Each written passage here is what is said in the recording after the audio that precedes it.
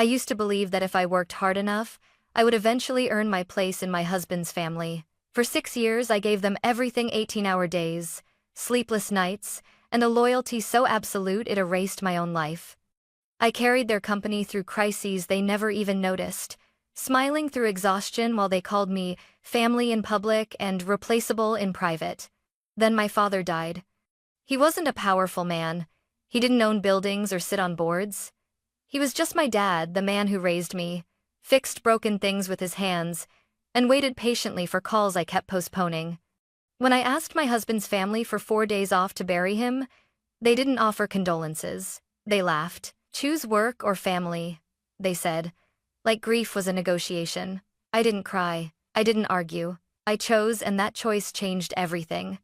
My name is Emma Walker, and for a long time, I believed that being indispensable meant being protected. I married into the Harrison family 6 years ago. To the outside world, they were powerful, respectable, admired.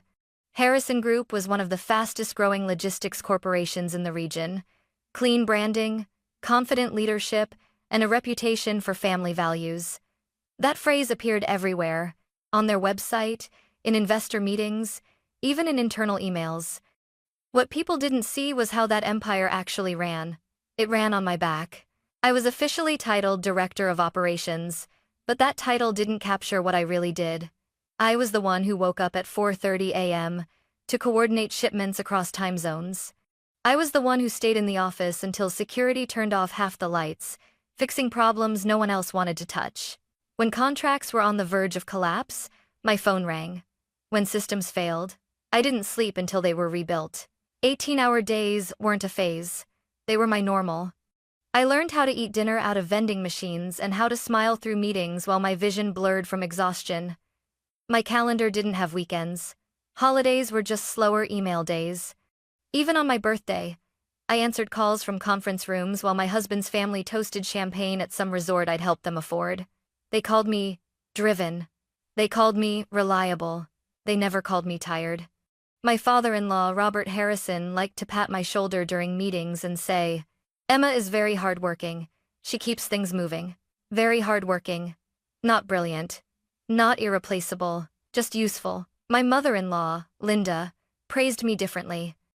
"You're such a good wife," she'd say with a tight smile. "Not every woman would sacrifice this much for the family." Sacrifice. That word followed me everywhere. My husband, Daniel, benefited the most and noticed the least. He liked the lifestyle my work provided. The penthouse apartment, the vacations, the status. When I came home late, he'd glance up from his phone and ask, "Long day again?" I'd nod. He'd nod back. And that would be the end of it. Sometimes he joked about me in front of others. "Emma doesn't need rest," he'd laugh. "She runs on discipline." Everyone laughed, including me. Because in that family, weakness was dangerous. If you showed it, you were quietly pushed aside. I watched it happen to others: managers who burned out, employees who asked for flexibility, people who dared to put their personal lives first. They didn't get fired loudly. They just disappeared. So I learned to endure. I told myself it was temporary. That once the next merger was done, once the next expansion stabilized, once the next crisis passed, I'd finally slow down. I believed that if I gave enough time, energy, loyalty, I would eventually be seen as more than an asset, as family. What I didn't understand then was a simple truth. In the Harrison family, the more you gave, the less human you became. And by the time my father died, I had already given them everything. The call came on a Tuesday night, just after 10 p.m. I was still in the office, alone as usual. The building had gone quiet hours earlier, the kind of quiet that makes even the hum of the air conditioner sound loud. My laptop screen glowed in front of me, lines of numbers blurring together after another endless day. I remember rubbing my eyes and telling myself I would leave in 5 minutes. I always said that. Then my phone lit up. Mark. My younger brother never called that late unless something was wrong. My chest tightened before I even answered. "Emma," he said, and his voice was already breaking. "You need to sit down." I did. Slowly. My hand tightened around the phone. "It's Dad," he continued. He passed away about an hour ago." For a moment, everything stopped. The numbers on my screen froze. The ticking of the wall clock sounded impossibly loud. I stared straight ahead, not really seeing anything, while his words echoed in my head again and again. Dad is gone. My father is gone. I had known this day would come. His health had been declining for years, and every call from Mark carried a little more worry than the last. Still, nothing prepares you for the finality of it. The knowledge that there would be no more next time, no more postponed visits, no more unanswered calls you could return later. I'll come home, I said automatically. I'll book the earliest flight. Mark exhaled shakily. Okay, I'll start making arrangements. He would have wanted you here. After we hung up, I sat there for a long time without moving. My hands felt cold. My throat burned, but no tears came yet. I thought of my father, Thomas Walker, in his small house in Ohio. A quiet man, a patient man. The kind of father who never complained when I canceled visits or shortened phone calls because of work. Just do your best, Emmy, he always said. I'm proud of you. The guilt hit me all at once, sharp and heavy. I packed up my bag that same night. Not for the airport, but for the meeting I knew I had to have first. I stepped out of the office and dialed Robert Harrison as I walked through the empty hallway. He answered on the third ring. Robert, I said carefully, keeping my voice steady. My father passed away tonight. There was a pause. Just long enough for me to expect something, condolences maybe. Even a polite acknowledgement. Instead, he cleared his throat. I see. I need to go home, I continued. Just 4 days. I'll make sure everything is covered. Another pause. I could hear someone else in the background. Linda's voice, faint but unmistakable. Then a short laugh. Emma, Robert said, his tone suddenly businesslike. This is a very sensitive period for the company. My stomach dropped. I understand, I replied, gripping my phone tighter. That's why I'm asking now. 4 days, that's all. There was no sympathy in his voice when he answered. We'll discuss it tomorrow, he said. This isn't something we can decide emotionally. The line went dead. I stood there in the hallway, staring at my dark reflection in the glass wall. My father had just died, and already, I could feel the weight of expectations closing in around me. For the first time, a terrifying thought crossed my mind. What if they didn't let me go? And worse, what if I had to choose? The meeting was scheduled for the next morning at 9. I barely slept that night. I lay awake in the dark, staring at the ceiling, replaying my father's voice in my head. I'm proud of you. Every time I closed my eyes, guilt washed over me like a slow tide. I should have gone home more. I should have fought harder for time. I should have been there. By the time I arrived at the office, I was running on pure adrenaline. Robert and Linda Harrison were already seated in the conference room when I walked in. Perfect posture, perfect expressions. My husband Daniel sat beside them, scrolling through his phone as if this were just another routine meeting. Sit down, Emma, Robert said, gesturing to the chair across from them. I did. I won't take much of your time, I began. My father's funeral is this weekend. I've arranged coverage for all ongoing operations. I need 4 days off. I said it calmly, clearly, like someone who believed the answer would be reasonable. Linda tilted her head and smiled a thin, sharp smile that never reached her eyes. 4 days? She repeated. During a quarter-end transition? Yes, I replied. My father just died. There it was. Out in the open. The words felt heavy in the room, but no one reacted the way I expected. Robert leaned back in his chair. Emma, he said, everyone loses people. That's life. Daniel finally looked up. Babe, he added quietly, maybe this isn't the best time. I turned to him, disbelief tightening my chest. Daniel, it's my dad, he sighed, rubbing his temples. I know, but the company needs you right now. The company. Linda let out a soft laugh. You're being emotional, she said. That's understandable. But emotions can't interfere with responsibility. My hands curled into fists under the table. I've never let emotions interfere with my work, I said. Not once. I'm asking for 4 days. Robert's expression hardened. And I'm telling you that 4 days could cost us millions. Silence stretched between us. Then Linda said the words that would echo in my head for weeks. Choose work or family. She said it lightly, casually, like she was offering advice about a career move, not forcing a woman to choose between grief and obedience. I stared at her, waiting for anyone to say something else. Daniel didn't.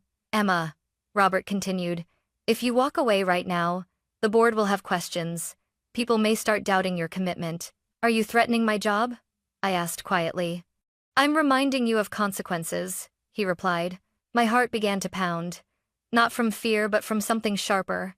Anger, clarity. I have given this company 6 years of my life, I said, my voice shaking despite my efforts.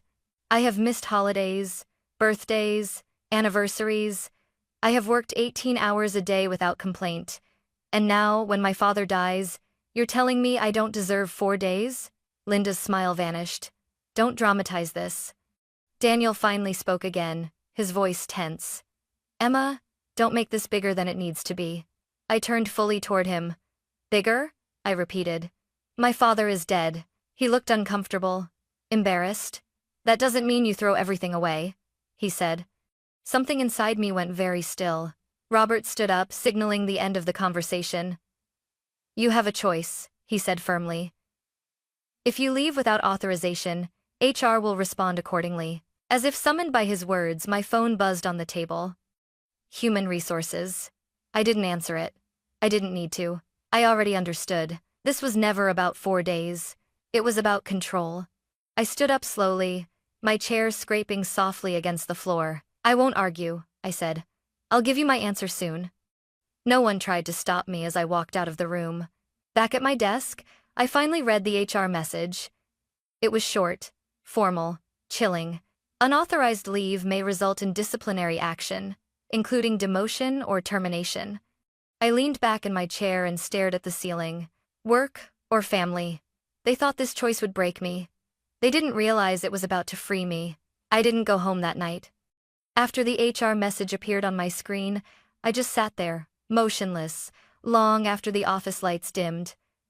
The building felt hollow, like a shell that had already lost its purpose. For 6 years, this place had been my entire world. Now it felt like a cage I could finally see. I thought about my father.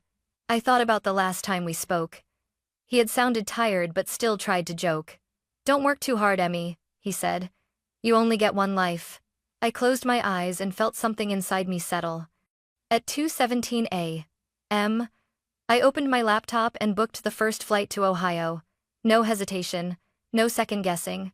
The confirmation email popped up on the screen, and with it came a strange sense of calm.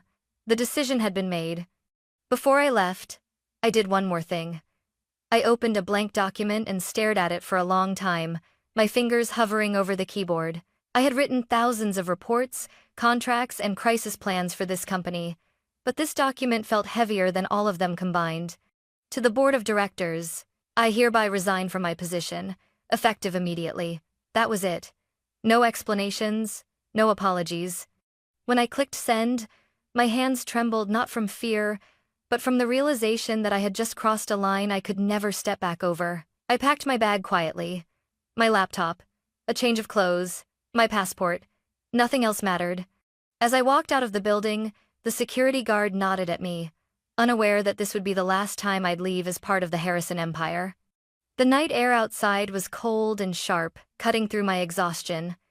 For the first time in years, I wasn't rushing to the next task. I wasn't checking my phone every 30 seconds. I just walked. My phone started vibrating almost immediately. Daniel. Robert. Linda. I didn't answer. By the time I reached my apartment, my voicemail was full. Angry messages. Confused ones.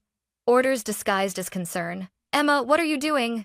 Daniel demanded, in one message. Call us back immediately, Robert said in another. You're being reckless, Linda warned. Reckless. I stared at my suitcase as I packed, hands moving on autopilot. This apartment, this beautiful, expensive space, had never felt like home. It was furnished with things chosen by someone else, paid for with sacrifices no one acknowledged. At the bottom of a drawer, I found an old watch. My father had given it to me when I graduated college. Just so you remember where you came from, he said back then. I slipped it onto my wrist and zipped my suitcase shut. At the airport, surrounded by strangers and fluorescent lights, the weight of everything finally hit me. My father was gone. My marriage was cracking. My career, at least the version I'd known, was over. And yet, beneath the grief, there was something else. Relief. When the plane lifted off, I pressed my forehead against the window and watched the city lights fade into darkness. No more meetings. No more threats disguised as loyalty. No more pretending that devotion could replace dignity. I whispered quietly, so no one could hear. "I'm coming home, Dad." For the first time in years, I wasn't choosing what was expected of me. I was choosing what mattered. I stayed in Ohio longer than I planned. The funeral passed in a blur of quiet voices, folded hands, and the sound of earth hitting wood, soft, final, unforgettable. I stood beside my brother Mark, feeling like a piece of my life had been buried along with my father.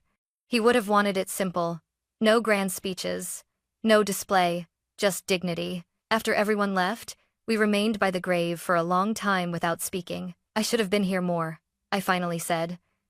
Mark shook his head. "He knew you loved him. He just wished you loved yourself a little more too." Those words stayed with me. In the days that followed, we sorted through my father's small house.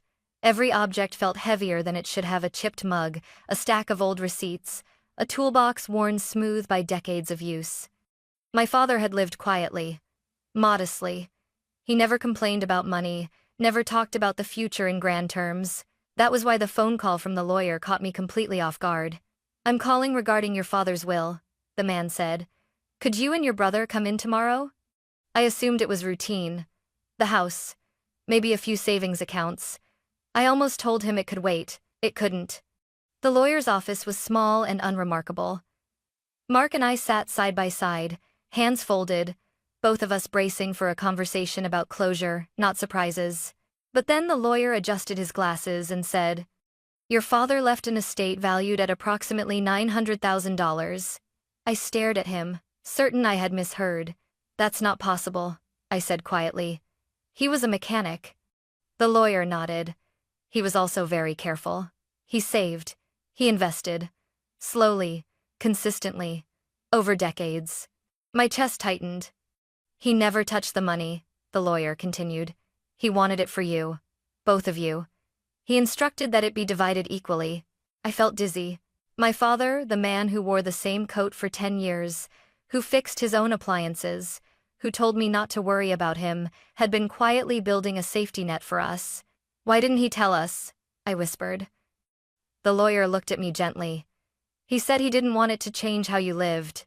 He wanted it to be freedom." Freedom. I closed my eyes, tears finally slipping through. After the meeting, Mark and I sat in the car for a long time without starting the engine. "He worked himself to the bone," Mark said, "and still thought about our future." That night, over a simple dinner in my father's kitchen, I told Mark everything: the refusal, the laughter, the words, "choose work or family," the HR threat, my resignation. He listened without interrupting, his jaw tightening with every sentence. When I finished, he exhaled slowly. "Emma, there's something you need to know." I looked at him. "What?" "Harrison Group is under investigation," he said. "Federal level. Financial misconduct. Labor violations. They're missing one thing." My heart skipped. "What thing?" "Someone on the inside," he replied. "Someone who understands their systems, their reports, their lies." The room felt suddenly smaller. I thought about the late nights, the numbers that never quite added up, the instructions not to ask questions, the pressure to adjust reports without explanations. "They didn't just deny you time to bury your father," Mark continued. "They've been hurting a lot of people." I wrapped my arms around myself, shaking not with fear, but with clarity. My father had worked his entire life with honesty, quiet integrity. He left me more than money. He left me a choice. And for the first time, that choice wasn't between work and family. It was between silence and truth. I looked at Mark and nodded slowly. "Tell me what they need," I said.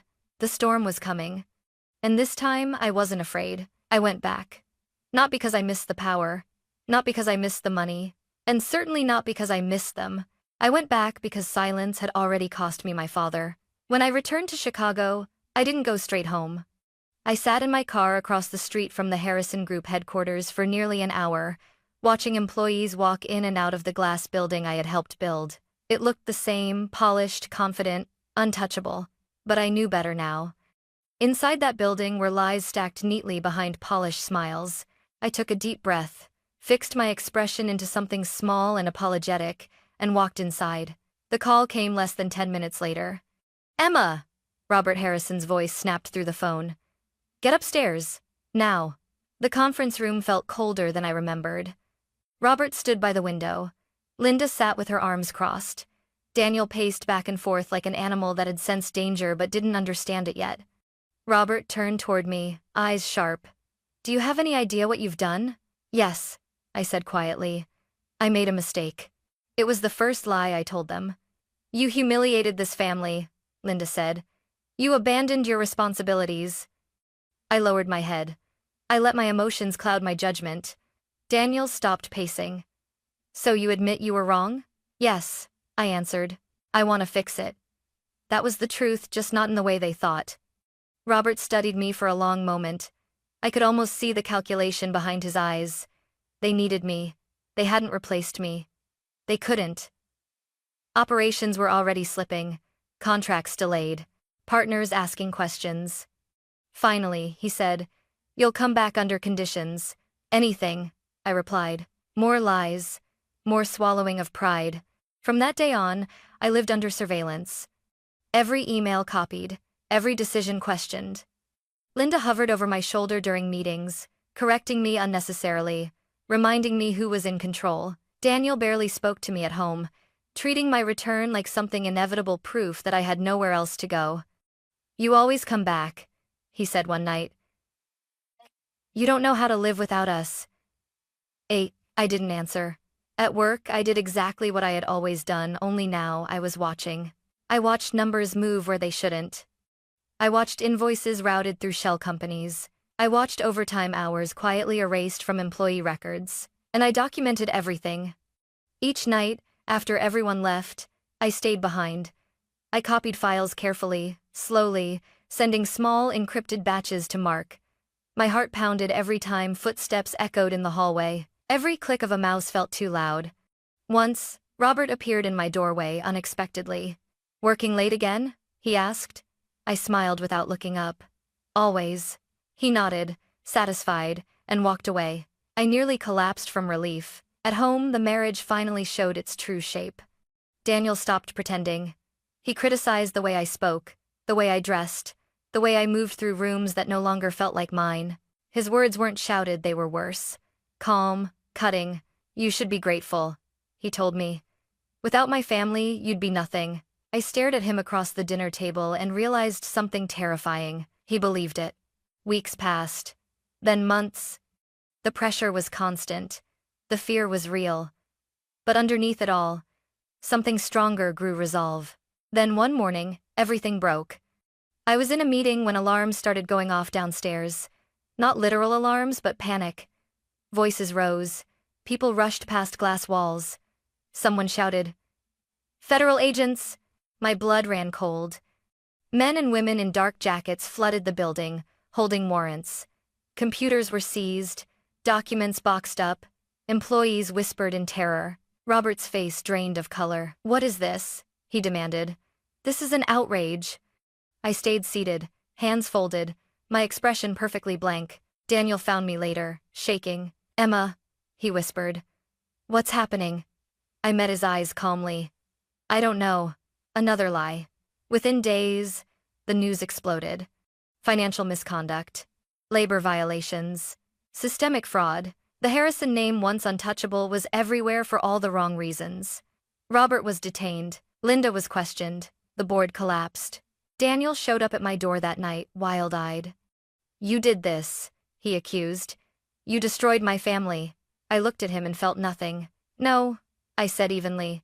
"I told the truth." The divorce papers came a week later. Quiet, clean, final. I signed them without hesitation. As I walked away from the life I had once begged to be accepted into, I realized something profound. They had told me to choose between work and family, but what they never considered was that I might choose myself. And once I did, the empire that fed on my silence could no longer survive. The fallout was faster than I expected. Within weeks, Harrison Group stopped pretending everything was fine. Clients pulled contracts, partners demanded explanations, employees whispered in hallways that suddenly felt too loud, too exposed. The polished confidence that once filled the building evaporated, replaced by fear and suspicion. Robert Harrison was the first to fall publicly. His name appeared in the headlines next to words the family had spent decades avoiding: investigation, fraud, violations. He released a statement claiming misunderstanding and betrayal. Linda followed with interviews that blamed disloyal staff and outside interference. They never said my name. They didn't have to. Daniel did. He came to see me late one evening, unannounced, his tie loosened, his confidence stripped away. He looked smaller than I remembered, like a man who had lost the ground beneath his feet. "You planned this," he said the moment I opened the door. "All this time, you were planning it." I didn't invite him in. I didn't need to. "I told the truth," I replied. "That's all." He laughed bitterly. "You think that makes you innocent? You destroyed everything we built." I held his gaze, steady and calm. "We didn't build it together, Daniel. I carried it, and you let them use me." His jaw tightened. "You could have protected us. You chose not to."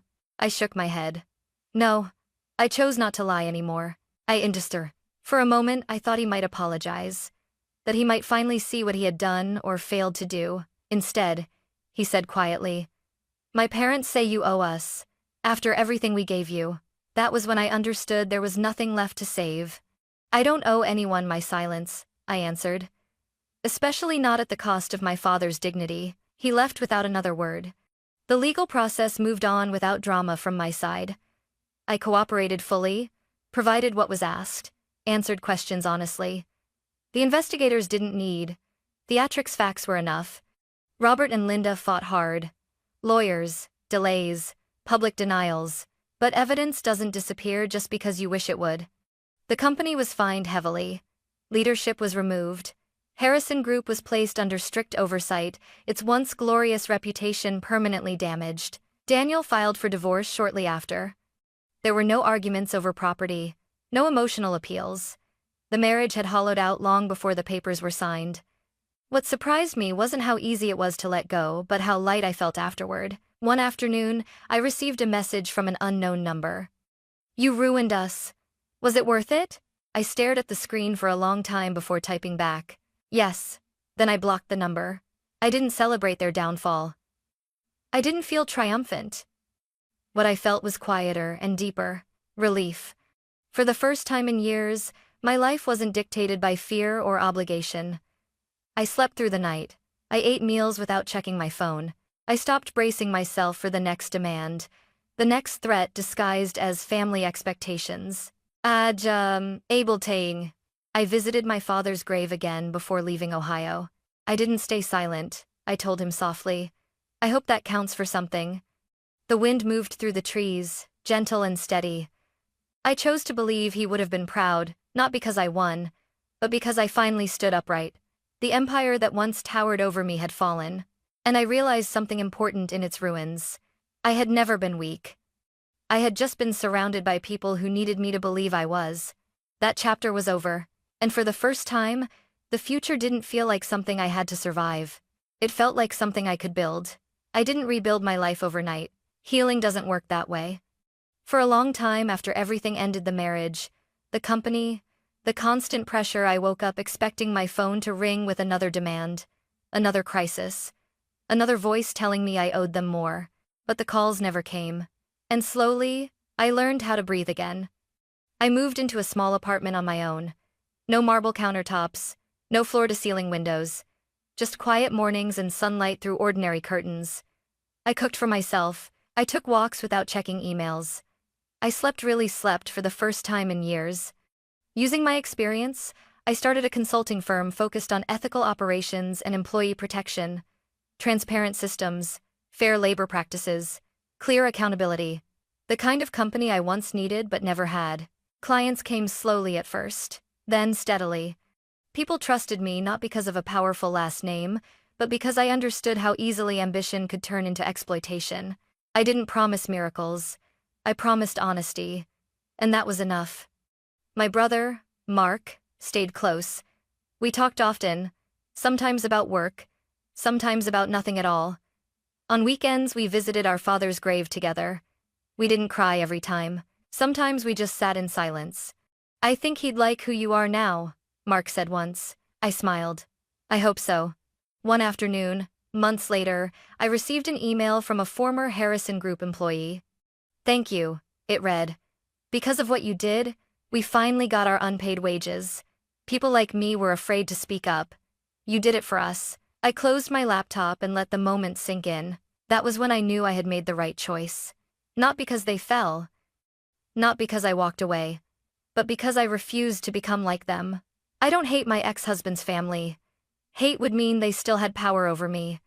What I feel instead is distance, clarity, finality. They once told me to choose between work and family.